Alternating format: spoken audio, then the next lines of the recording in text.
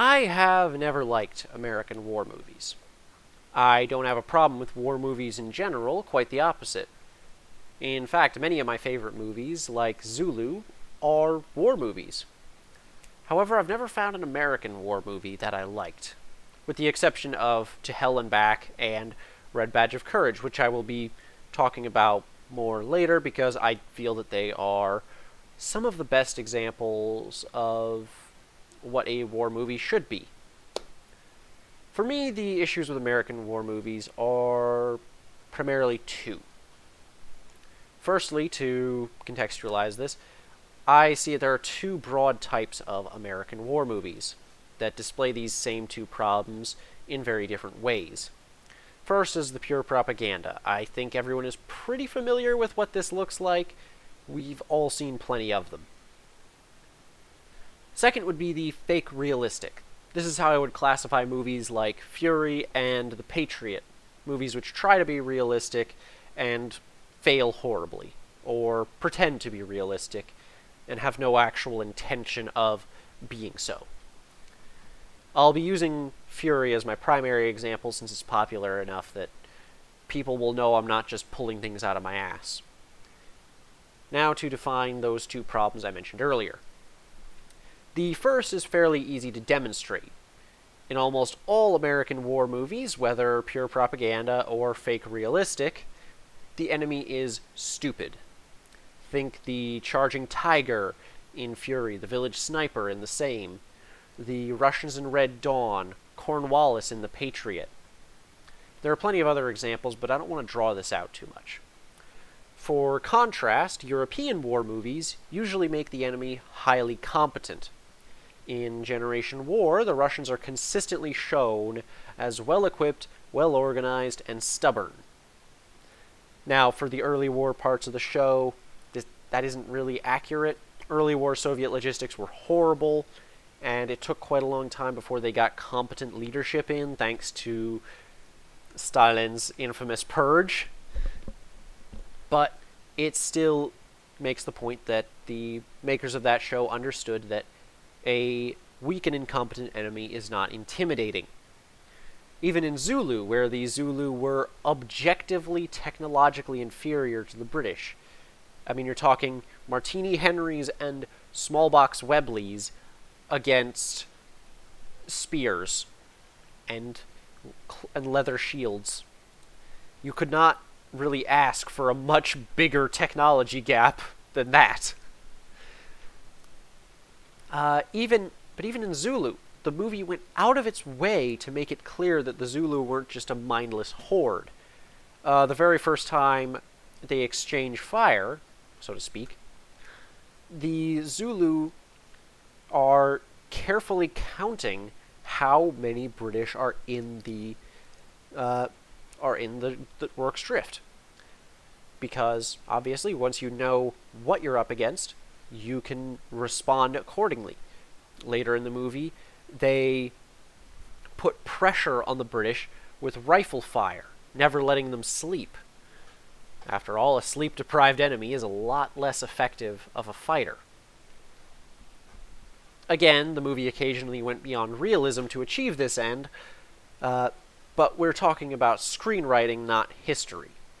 I might do a video on that later, but for now, go to Brandon F. or History Buffs if you want that. This also applies to actual propaganda. The British propagated the legend of Erwin Rommel, the Desert Fox, because they understood that a strong enemy makes your defeats sting less and your victories taste sweeter. If someone beat up Conor McGregor, everyone would say that guy must be really strong. If a grown man admits to beating on women, we call him Andrew Tate. As an example of this trend in American movies, let's look at the village ambush scene from Fury. Firstly, I will give the movie credit for regularly featuring infantry support and not just having the tanks fighting on their own, though they do break this rule on a number of occasions, even though the US had really no issues with providing adequate infantry support in France. Russian and German movies can at least be excused by both countries' manpower shortages, meaning that field commanders often had no choice but to send tanks into battle unsupported. Anyway, back to the scene. The Americans walk behind Fury in a rather lackadaisical manner. Their rifles are down, they're not really observant. Now, while this would never fly in a modern army, this was actually quite a common problem in the U.S. Army during World War II. You can see numerous pictures of American soldiers walking behind tanks, and they look very much like the soldiers in this clip. So, again, credit to the movie. As you can see, an old French man approaches the Americans, and Brad Pitt asks him if he's seen any Germans. At this moment, a German sniper shoots the old man instead of the American tank commander, who is not only an officer and a combatant, making him far more difficult for the Americans to replace, but he also has a Browning M2 50 caliber machine gun, which can tear through the walls of a building like paper at close range. Even if we assume that the sniper wasn't actually a designated marksman with a specialized weapon, and instead is just some random conscript who took the first shot, basic human instinct dictates big gun equals big danger, and the M2 is the biggest gun present apart from the Sherman's 76mm, which the sniper obviously can't do anything about. You might say that he killed the old man to prevent him from giving away their position, but their position was given away by him shooting the old man. There's also the doubt that he could have even heard what was going on there, considering that the Germans were also hearing the rumbling engine of the Sherman, and also it was a good distance away. So, to summarize, the Germans in this scene gave away their single biggest advantage here, being surprise, to kill a non-combatant for no reason. It would have been far easier, and this is something which actually did happen, and is the reason why M10 and M18 tank crewmen kept asking for roofs on their vehicles, at least for, like, removable ones, because this would happen where the Germans or Italians would drop grenades out of windows into their vehicles. And this would have been far easier for the Germans to do than shoot some random civilian and get a ton of American fire aimed at them immediately after. This also ties into my other main problem with American war movies, that being that they always make the enemy cartoonishly evil. While I am not objecting to depicting the Third Reich or its soldiers as evil, they were in many cases, you have to give some reason for their actions.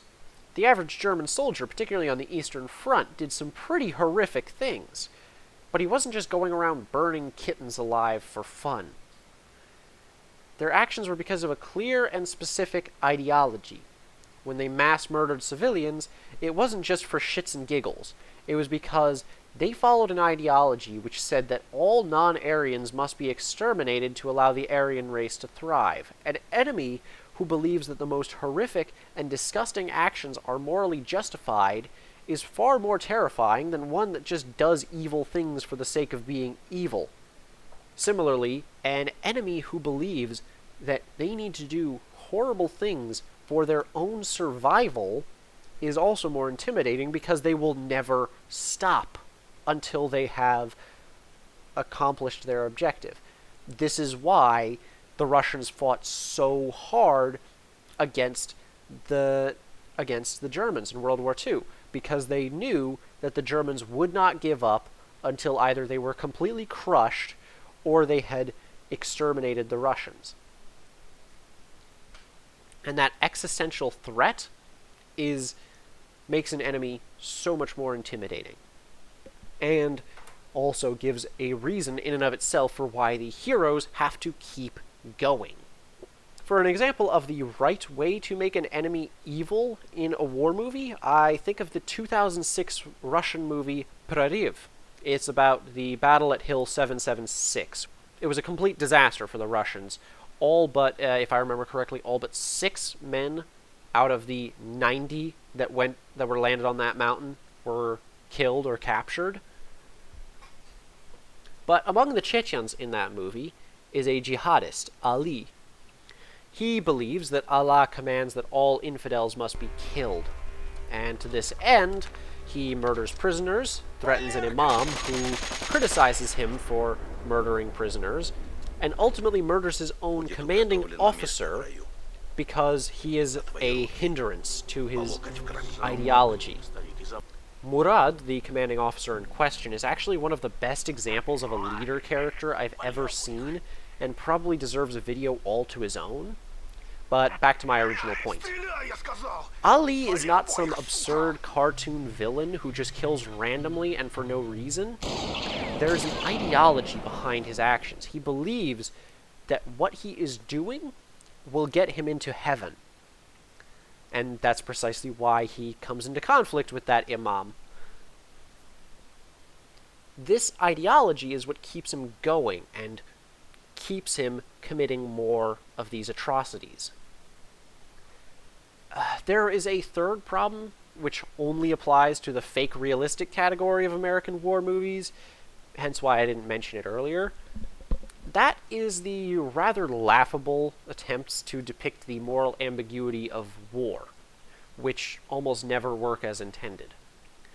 A scene intended to depict the moral ambiguity of war should show the characters doing horrible things either as a necessity of survival or out of intense emotion. In Fury, you have scenes like strafing the dead bodies after the first battle. It is done with absolutely no emotion from the majority of the crew and serves no purpose whatsoever. And there is no ideology which tells them that this is a good idea. As an example of this being done right, I turn to Generation War. In one episode, I believe it's the third, the company is marching to a battle through a swamp. They find a local guide at a village who shows them a path he says is safe, with no partisan ambushes or landmines. It turns out he lied, and one of the Germans, Koch, steps on a mine. He hears the trigger and it doesn't detonate immediately, giving a chance for his comrades to get clear. He is then forced to kill himself by taking his foot off the mine once his comrades are clear. The Germans take the guide and some nearby villagers prisoner as partisans, and as the officers stand around discussing this new problem and trying to come up with a solution, Friedhelm, a private and a friend of Koch's, suggests forcing the villagers to walk through the minefield ahead of them. Hauptmann Feigl, the unit commander, takes the suggestion, and his second-in-command, Lieutenant Wilhelm, Friedhelm's brother, does not even attempt to argue. This is undeniably a horrible thing to do, but if you've seen the show, you can understand the thought process of everyone involved. Emotions are high for Friedhelm, even if he hides it, because he's just lost his only friend left after 2 years of fighting in one of the most brutal conflicts in human history. The only friend he has left is his brother, who, in his mind, is part of all this. Friedhelm has never been an ideologue. And Hauptmann Feigl is clearly shown to be an ideologue. He shows on numerous occasions that he has no problem with killing prisoners or civilians if he believes it will help fulfill Hitler's objectives. Wilhelm is the only one who actually has any disagreement with this, and is the only morally sound person in the entire series, but he keeps his mouth shut because he still cares about his career, and to argue with his commanding officer in this situation would be career suicide. It wouldn't be his first argument over something like this. Of course, I do believe that any personal sacrifice is worthwhile in pursuit of defending innocence, but I think most of us would struggle to hold true to that principle in practice. Humans are inherently self-serving, after all. Now we come to what I think are some shining examples of what American war movies should be. To Hell and Back is an autobiographical war film about the military service of Audie Murphy, starring Audie Murphy as Audie Murphy. If that isn't the most redundant sentence this year, I don't know what is. Both the Germans and Americans in that movie are highly competent, and every decision made by both sides makes perfect sense given context. The movie doesn't address the morality of the war, since Audie Murphy was fortunate enough not to see any German atrocities firsthand, but there are a couple examples of them humanizing German soldiers. For example, in one scene, the Americans are shown huddling together, trying to stay dry in the pouring Italian rain, and are given an order to attack a German camp, basically to keep them on their toes. When they show the German camp, you can see the Germans doing exactly the same thing the Americans were just doing. Huddling together, chatting, trying to stay warm and dry. In Red Badge of Courage, there are numerous moments like this. In particular, probably most striking would be when Audie Murphy's character is standing guard on the river, watching for any Confederate movements. And he steps out into the light right on the riverbank and tries to just take it all in, take in the nature. Understandable, he's bored, might as well enjoy it. And a Confederate soldier calls to him from the other side, tells him, "Step back into the shadows, Yank." He doesn't want... They're just soldiers. There's no battle. They don't want to kill each other if they don't have to. A very humanizing moment, even though the Confederacy and their goals were, again, evil. I'm not defending the Third Reich or the Wehrmacht or any of their actions, and I'm not defending the Confederacy or any of theirs. But the fact is that they're people, and to humanize the enemy while still acknowledging these same atrocities actually makes a far better point that anyone can become like this. The worst ideologues in the Nazi Party had ordinary lives. They were not cartoon villains dedicated to destroying the world. They were ordinary people who believed what they were doing was good. In conclusion, a good war movie needs to be all the same things as any other movie. The antagonist needs to be highly competent in order to be taken seriously. The antagonist has to have a reason for their actions in order to be intimidating, because that reason explains why they must be stopped, why they keep going, why they started in the first place. Lastly, if you choose to make your protagonists morally gray, although that is not a necessity, you need to give a clear logical or emotional reason for their actions, or else you've just made them into another villain.